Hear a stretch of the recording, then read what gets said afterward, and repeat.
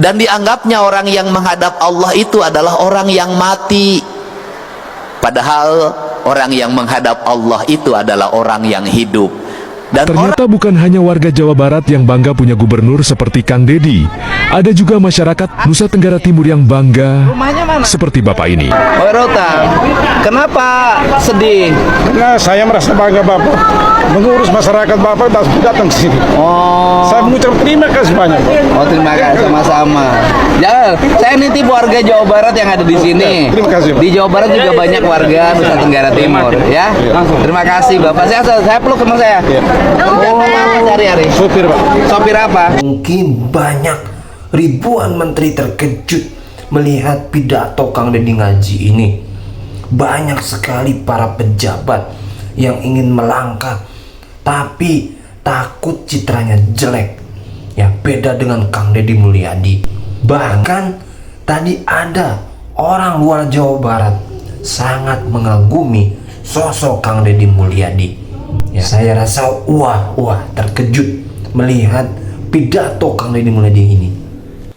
Kita boleh bangsa Indonesia berteriak-teriak, kita bangsa religius, berpancasila, beragama, tetapi mayoritas pengguna media sosial senengnya nonton film porno.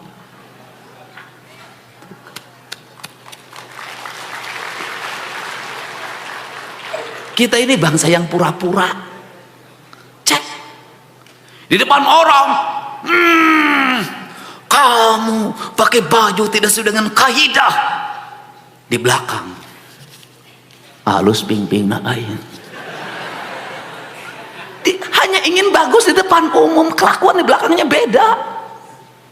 Ini loh. Apalagi yang disukai kekerasan.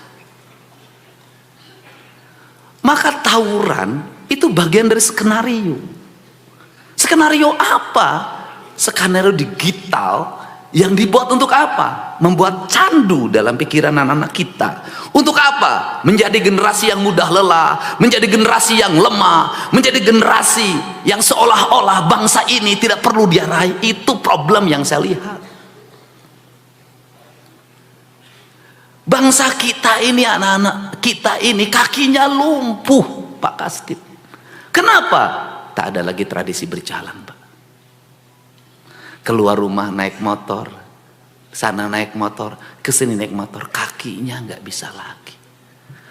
Makanan yang dikonsumsi apa? Ikan yang sudah berbakteri. Apa dampaknya dari ikan yang berbakteri itu ketika dimakan? Generasinya mudah emosi, mudah putus asa, hingga angka bunuh diri naik. Apa yang dikonsumsi makanan kita? Daging. Daging yang sudah mengalami proses perubahan gen.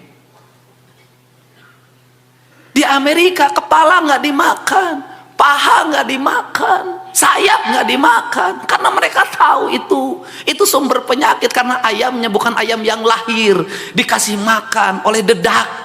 Kemudian betinanya dikejar oleh jantan. Bukan. Ayam kita lahir tanpa ayah. Melalui proses rekayasa genetik. Telur-telur lahir tanpa proses perkawinan. Maka lahirlah generasi yang gak jelas identitasnya. Kadang malam mimin, siang maman. Pak Prabowo ceritanya begini, jajaran TNI pasti diajari di Lemhanas begini, di Sesko pasti begini. Untuk apa? Biar lahir generasi yang mudah putus asa, lemah, tidak bisa berlari. Apa jangkauan jangka panjangnya? Nggak punya lagi tanah, nggak inget pada kampungnya, nggak ngerti bahasa ibunya, nggak ngerti kesenian daerahnya, genetiknya kamu orang mana, Sunda, Jawa, nggak tahu. Tinggalnya di rumah-rumah kota, nggak tahu gunung, nggak tahu sawah. Dunia hanya segenggam yang ada di tangannya. Dunia adalah handphone. Setelah itu dia tidak tahu rimba rayanya diambil orang, kandungan emasnya diambil orang, hamparan lautnya diambil orang. Maka nauzubillah, jangan terjadi take over bangsa ini suatu saat. Kenapa? Lemah. Sekolah-sekolah kebangsaannya di mana? sekarang kita mulai Sekolah Taruna Nusantara.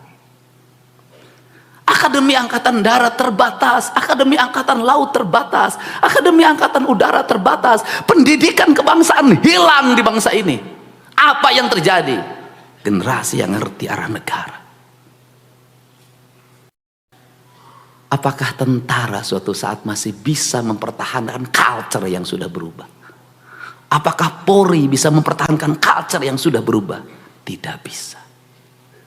Akan runtuh.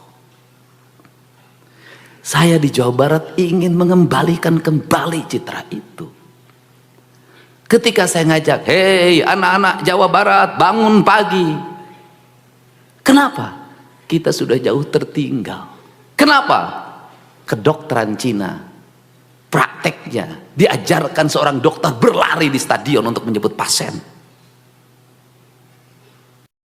Unhan mengajarkan bagaimana orang-orang akademik itu punya spirit kebangsaan yang tinggi. Tidak bisa kata siapa orang pinter itu tidak boleh lari. Orang pinter harus lari. Kalau orang pinter tidak berkeringat, orang pinter tidak digerakkan, yang diandalkan hanya otaknya, maka setelah stroke ilmunya tidak bermanfaat. Kalau dia punya diabetes akut, ilmunya tidak bermanfaat. Hanya mengandalkan otak, ototnya tidak digerakkan, tidak bermanfaat. Karena hidup ini ada jiwa dan raga. Ada jisim kuring, ada jirim, aya isim anu kuring. Apa itu? Ada badan, ada isim, ada roh, ada kuring yang memilikinya. Itu yang disebutkan tritangtu. Ini pendidikan. Kenapa? Undang-undang dasar kita menegaskan bahwa tujuan pendidikan nasional adalah menciptakan manusia Indonesia seutuhnya. Kalau utuh, kata orang Sunda, kaluhur sirungan kahandap akaran. Apa artinya? Intelektualnya dia menjangkau ke alam ide, karena manusia berasal dari alam ide. Alam ide itu dalam dunia kita disebut dunia maya. Itu adalah alam roh. Aristoteles mengatakan itu adalah abad ide. Orang Sunda mengatakan dalam filsafatnya itu disebut alam bihari.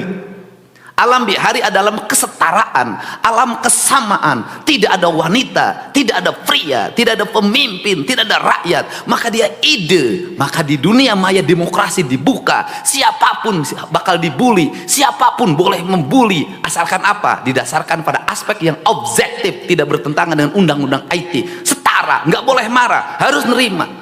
Itu ide. Apakah ilmu itu dibar? Tidak. Di Sang Hyang Siksa Kandang itu sudah ada.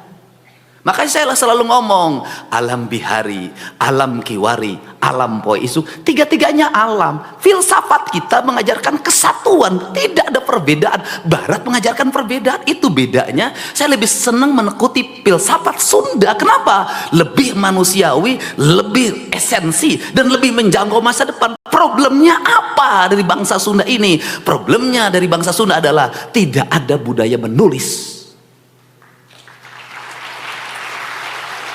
Kenapa tidak ada budaya menulis? Karena dia menggunakan kekuatan rasa.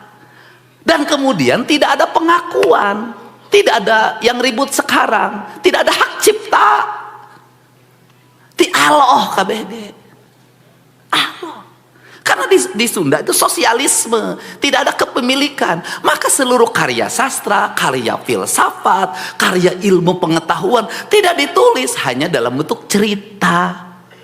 Kenapa? Teu agul ku payung butut. Tidak ada. Anda cari itu cerita Lutung Kasarung karya siapa? Cerita Si Kabayan karya siapa? Cerita Dayang Sumbi karya siapa? Semua tidak ada karya siapa. Semua orang boleh menggunakannya. Kenapa? Karena tidak dikenal kapitalisme.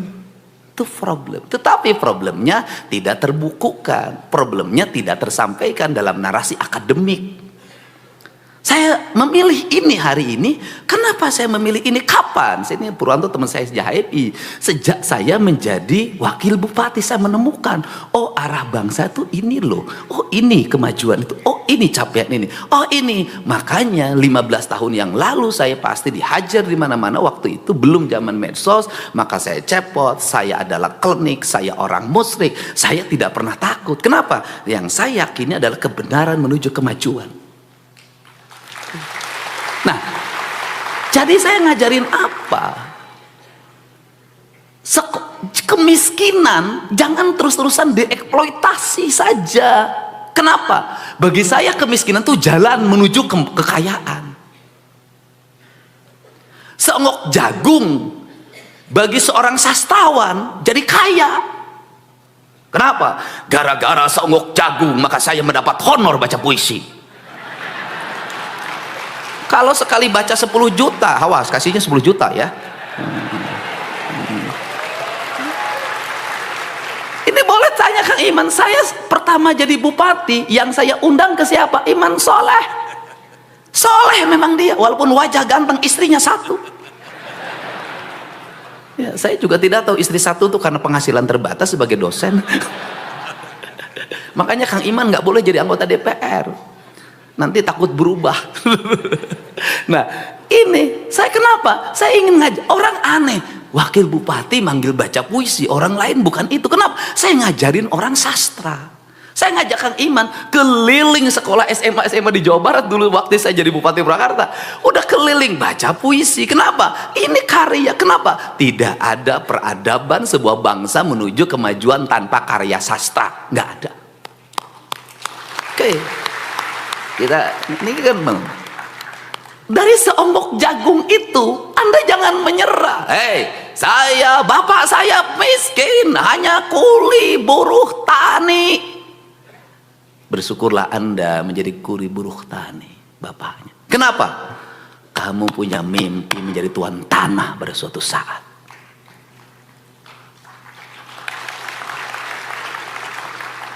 Bapak saya kopral. Berbanggalah menjadi anak kopral. Kamu punya mimpi jadi jenderal.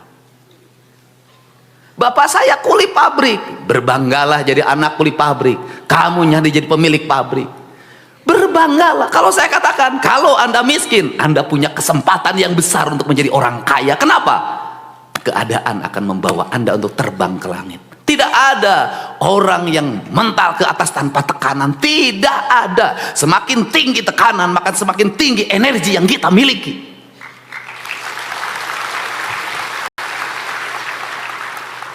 Kenapa Cina, Tiongkok mengalami kemajuan yang pesat? Dia berpikir penduduknya banyak, sumber daya alamnya tidak memadai, maka dia terus saja berpikir pemimpinnya. Apa yang terjadi hari ini? Energi yang besar. Saya lahir dari anak ke-9 bersaudara. Bapak saya palang 3, prajurit kepala. Pensiun 25 tahun. Saya ngalamin tidak makan 3 hari 3 malam. Saya ngalamin di sekolah dibully karena badan saya kurus. Saya ngalamin di SMP disebut si unyil karena saya hidup di antara anak-anak angkatan udara Lanut Kalijati dan bal saya paling kecil. Kulit saya hitam, badan saya borok. Saya ngalamin ke sekolah menggunakan sepeda, harganya 3.500 rupiah yang saya beli sendiri dari hasil nabung di celengan kaleng. Saya ngalamin ditolak ketika SMA sama Kokom Komariah.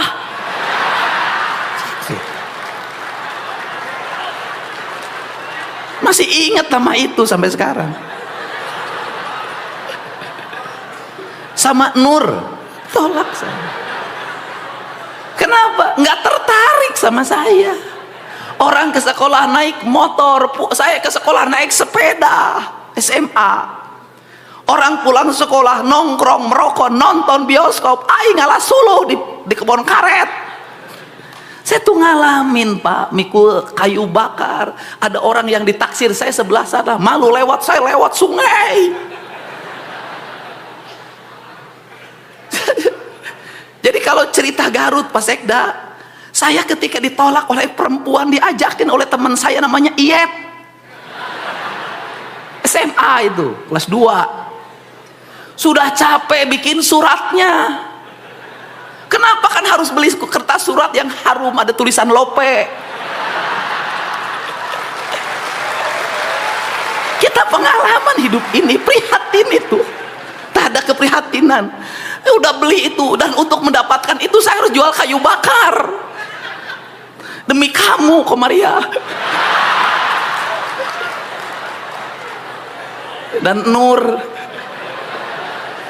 Itu, dan waktu itu harus nulis, aduh saya malam hari jam 12 selesai tahajud dengan harapan diterima. Hujan jatuh, airnya merintik, genteng bocor rumah saya. Tak bisa, aku harus percaya diri. Teruntuk kokomu Komaria di peraduan, seiring angin mendesir, air yang jatuh di genting. Alhamdulillah teman-teman, ya tadi kita sudah mendengarkan pidato Kang Deddy Mulyadi yang mana begitu sangat banyak sekali yang kita serap ya teman-teman. Yang pertama, kenapa para pemimpin nggak berani melangkah, ya nggak berani mengambil keputusan, karena cari aman ya menurut Kang Deddy. Karena pemimpin tersebut nggak mau citranya jelek seperti itu. Ya padahal kalau emang itu baik ya gas teman-teman buat kebijakannya seperti itu. Dan tadi pun Kang Deddy mengingatkan kepada kita semua, jangan sampai anak-anak kita terjun ke dunia pergaulan yang bebas, karena banyak sekali ya. Kang Deddy pun menangani tentang ya mohon maaf ya, punya anak di luar nikah, dan masih banyak lagi teman-teman yang itu merugikan dirinya sendiri ya. Dan ini betul-betul harus digarisbawahi teman-teman ya, untuk para orang tua agar mendidik anaknya jangan dibebaskan begitu saja, harus dijaga ya. Dan semoga ya menerapkan semua warga Jawa Barat menerapkan apa yang dikatakan oleh Kang Deddy ya, sampai sedetail itu loh Kang Deddy ya. Ini benar-benar baru kali ini ada pemimpin seperti Kang Deddy Mulyadi ya, baru kali ini pemimpin begitu peduli dengan rakyat kecilnya ya, gila teman-teman. Oke, itu dia video kali ini tentang pidato Kang Deddy Mulyadi. Terima kasih, sampai berjumpa di next video. Assalamualaikum warahmatullahi wabarakatuh.